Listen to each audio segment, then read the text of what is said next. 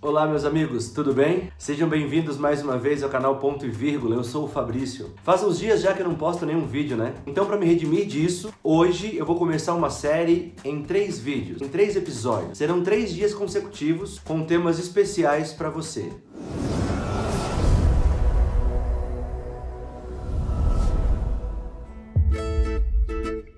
O primeiro tema vai falar para nós sobre sexo, sexualidade. Como foi que Deus criou, por que Deus criou, qual o contexto que Ele criou para que isso acontecesse. Isso muitas vezes gera dúvidas naqueles que querem de verdade descobrir a vontade de Deus. Porque na real, se você não quiser descobrir a vontade de Deus, tanto faz, né? Você pode fazer o que você quiser, do jeito que você quiser. Claro, vai assumir as consequências do que isso vai gerar na sua vida. Mas se você quer descobrir a vontade de Deus para você, se você está interessado em saber o que Deus planejou e como viver dentro do planejamento divino, esse vídeo é para você. Eu queria começar refletindo com você a respeito do que Deus fala para nós da criação, da sexualidade. A primeira ordem que Deus dá para Adão e Eva lá no início, lá no começo de todas as coisas, quando Deus acabou a criação, terminou de criar Adão e Eva, Deus disse para eles o seguinte, a ordem foi a seguinte: crescei e multiplicai-vos e encham a terra. Você vai perceber que a ordem divina não foi para que o casal fizesse sexo, foi para que o casal crescesse e se multiplicasse. Agora, nisso estava implícito a ideia de que eles deveriam se relacionar sexualmente para que eles pudessem crescer, multiplicarem-se e encherem a terra. Tudo isso estava já envolvido nesse processo. Mas essa ordem divina, ela vem dentro de um contexto. E que contexto é esse? Quando nós vamos para a Bíblia, quando nós abrimos a palavra de Deus, no livro de Gênesis, nós encontramos Deus dizendo para nós lá qual é o contexto. E esse contexto está muito claro quando nós lemos o seguinte: portanto, deixará o homem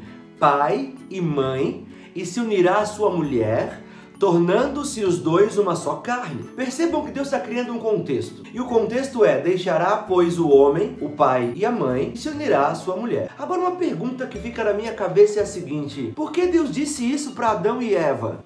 Adão não tinha pai, Adão não tinha mãe, Eva não tinha pai, Eva não tinha mãe. Inclusive, muitos dizem que Adão que tinha sorte, né? Que não tinha... Feliz foi Adão que não tinha sogra e nem caminhão. Eu não entendo o lance do caminhão, da sogra a gente até entende, né? Agora, voltando ao nosso contexto, nós entendemos que Deus estava criando ali um padrão. E quando Deus diz lá, logo no início, deixará, pois, o homem, seu pai e a sua mãe, e assim se unirá à sua mulher, e os dois se tornarão uma só carne, Deus estava criando um padrão. Deus estava criando um perfil de relacionamento que deveria acontecer. Nós precisamos entender que Deus estava dizendo assim: a partir de agora, esses dois que abandonam um velho estilo de vida, um estilo de vida de dependência de outras pessoas, de uma família original, se unem. E essa união, ela tem que ser uma união declarada. Não pode ser uma união enrustida. Não pode ser uma tentativa de união. Quando isso acontece, tem que haver de fato algo declarado. Olha, fique claro, estou deixando aqui os meus pais. A mulher também diz isso. Estou deixando aqui os meus pais. Estou me unindo a você, meu cônjuge, aquele com quem eu pretendo levar o resto da minha vida. E assim, a partir desse momento, quando esse compromisso é criado, quando esse vínculo é estabelecido, divulgado, declarado, a partir daí então, os dois se tornam uma só carne. Dá para entender a ideia de uma só carne no contexto sexual, né? E a partir daí, então, declaradamente, depois de unidos, tornarem-se uma só carne, o contexto evidente que Deus está criando aqui para nós é o casamento. O que a gente percebe hoje é que as pessoas não estão muito preocupadas com o contexto que Deus criou. Porque depois descobriu-se o prazer que o sexo trazia, e o prazer sexual era um prêmio que Deus estava dando ao homem por sua obediência, era um plus que Deus estava colocando no relacionamento entre o homem e a mulher, tinha escondido ali que Deus havia deixado, e esse presente foi descoberto, é claro. Quando homem e mulher se relacionaram sexualmente, eles descobriram o prazer que isso desenvolvia. Isso é fantástico. Mas a partir de então, o homem começou a entender que poderia explorar esse prazer. E o que nós encontramos hoje é uma sociedade que de fato deseja o prazer, mas não se importa com o contexto em que isso foi estabelecido. Não foi apenas no Éden que isso foi dito para nós na palavra de Deus. Nós encontramos outras referências bíblicas dizendo que a sexualidade deve ser desenvolvida dentro de um contexto. E esse contexto sagrado, criado por Deus lá no Éden, é chamado de casamento. Por mais que a gente queira e tente, a gente não vai conseguir encontrar na palavra, dentro da vontade de Deus, espaço para vivermos a nossa sexualidade de uma maneira diferente dessa que o Senhor criou pra gente. Eu queria ler para você o texto que Paulo apresenta para a gente, em 1 Coríntios capítulo 7, verso 9. Ele fala assim, ó: mas se não conseguirem conter os seus desejos e emoções, devem se casar. As dificuldades do casamento são de longe preferíveis à vida de solteiro sexualmente tentado.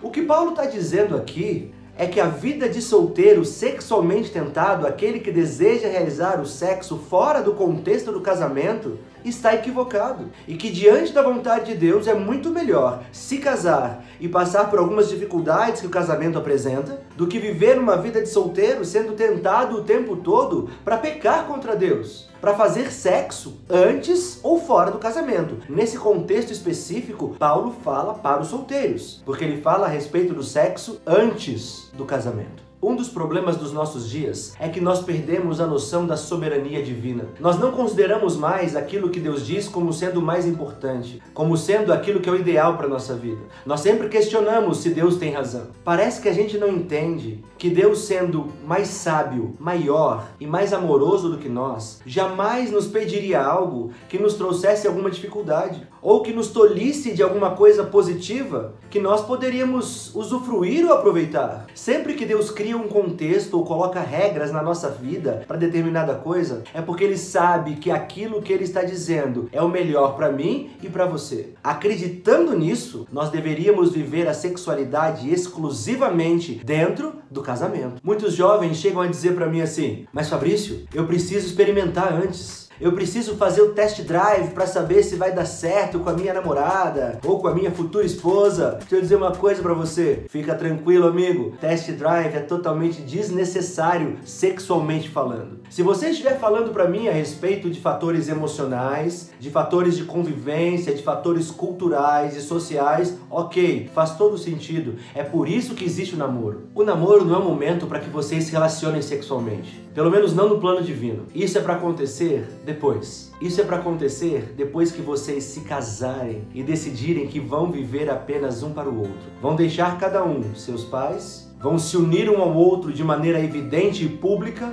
e a partir daí receberão a bênção de Deus para se tornarem uma só carne. Esse é o plano divino. Não tem para onde correr. Não dá para tentar fazer diferente. Na verdade dá. Mas a gente precisa saber que sempre que Deus nos diz para nós fazermos ou não fazermos algo, é porque se não seguimos as ordens dele, que planejou tudo de melhor para nós, pode haver consequências desastrosas, infelizes e complicadas. Por isso nós precisamos entender que viver a sexualidade dentro do plano que Deus desenvolveu para nós, nesse contexto de segurança chamado casamento, é o melhor para a nossa vida. O plano ideal de Deus sempre é o melhor para nós. Infelizmente, por causa do nosso contexto do pecado, ele não é infalível, mas ele é o melhor que nós podemos experimentar nesse nosso contexto, nessa nossa realidade. Daí você já consegue entender também que nós estamos falando a respeito de sexualidade fora do casamento, ou seja, relações sexuais que não sejam você com a sua esposa ou você com o seu esposo dentro do contexto de casamento. Em contextos diferentes, o sexo extraconjugal também não faz parte do planejamento divino. O sexo fora da cerca de proteção do casamento também não faz parte do plano original de Deus. E nós encontramos isso não apenas no Antigo Testamento, mas encontramos também no Novo Testamento. Dentro desse contexto ideal que o Senhor traçou para nós, é que nós precisamos desenvolver a nossa sexualidade. E diferente do que muita gente diz por aí, dá para ser muito feliz, realizado e ter muito prazer numa sexualidade monogâmica, heterossexual, no contexto criacionista que Deus preparou para mim e para você. É claro que não é fácil se abster do prazer sexual, especialmente se de alguma forma, em algum grau, você já foi exposto a isso. Se você já experimentou o prazer que o sexo pode desenvolver na vida, que ele pode oferecer a você. A partir daí fica cada vez mais difícil evitar esse prazer, ou pelo menos controlar, segurar, suprimir esse prazer. Realmente não é fácil, mas se você e eu queremos viver dentro do plano de Deus, dentro daquilo que Ele estabeleceu para nós, esse é o caminho.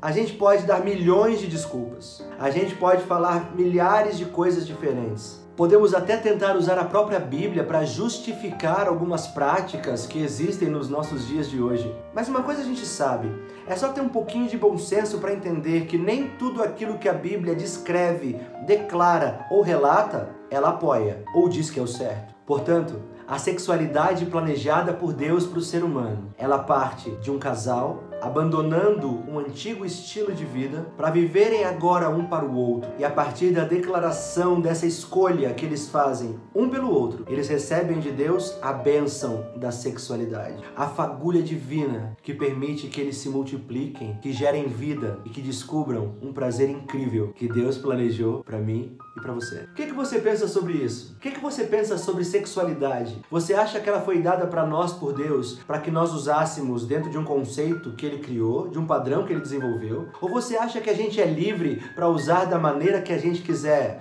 Alguma coisa do tipo, meu corpo, minhas regras. É muito legal a gente debater sobre isso. Essa conversa é sempre muito produtiva, porque sempre faz a gente escutar o ponto de vista diferente que pode, de repente, abrir nossa mente para entendermos as coisas de um outro jeito. O espaço que nós temos aqui para debate, para discussão, para conversa, ele sempre é democrático. Eu queria que você participasse com a gente. Eu queria que você deixasse aqui embaixo falando para nós o que você pensa. Você é completamente livre para discordar de mim, de cada palavra que eu disse. Eu quero saber sua opinião. Eu não quero que você diga apenas se você concorda comigo, mas se você discorda, eu quero que você diga também, e quero que você diga o porquê que você discorda. E esse nosso debate vai ficar cada vez mais divertido, cada vez mais legal. Então vamos lá. Eu quero lançar o desafio para você. E o desafio é que você compartilhe esse vídeo com a maior quantidade de pessoas que você conseguir. E que você peça para essas pessoas virem aqui e darem a sua opinião a respeito disso. Claro, começa com você, né? Dando a sua opinião a respeito desse assunto. Escreve aqui embaixo pra gente o que você pensa. Não esquece também de se inscrever no canal, porque amanhã e depois tem mais 2 vídeos especiais sobre assuntos interessantes pra gente. Tudo sob a luz da Escritura, sob a luz da Palavra de Deus, para que a gente possa entender sempre melhor a maneira que Deus espera que a gente viva a nossa vida,